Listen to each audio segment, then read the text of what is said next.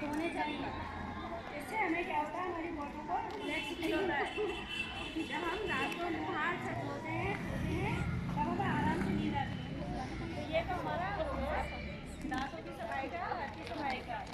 हमें रोज नहाना चाहिए।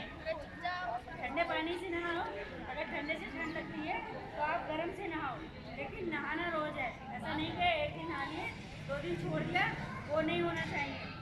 समझ में आया? तो हमें रोज नहाना है। रोज नहाने के बाद में कपड़ा हमारा धुला साफ सुथरा होना चाहिए, धूप में सूखा हुआ होना चाहिए।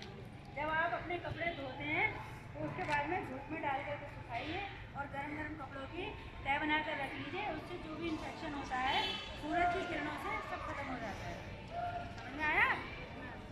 तो कपड़े हमें धूप के सूखे हुए तब पहनने चाहिए।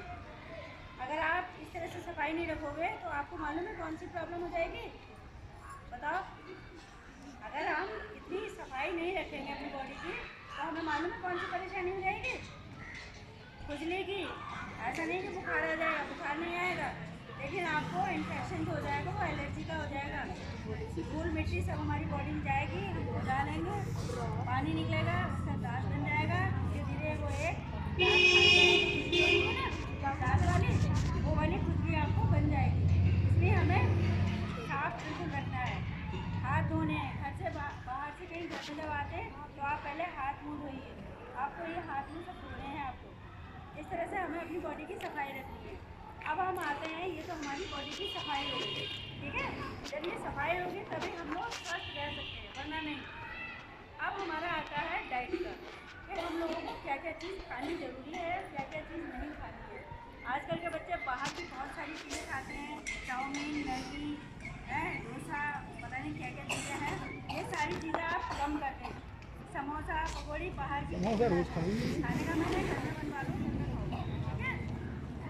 लेकिन बाहर की आप चीज़ें कम कर दें। ये सारी चीज़ें बच्चों को हैवी हो जाता है, उससे जो है जलन करने लगती है, तेज आती, शिकायत हो जाती है। एक थाली में कितने रंग का भोजन होना चाहिए, क्या थाली जानते हो? पहले मैंने बताया था, अगर आपको याद होगा तो जरूर कोई बच्चा बताएगा।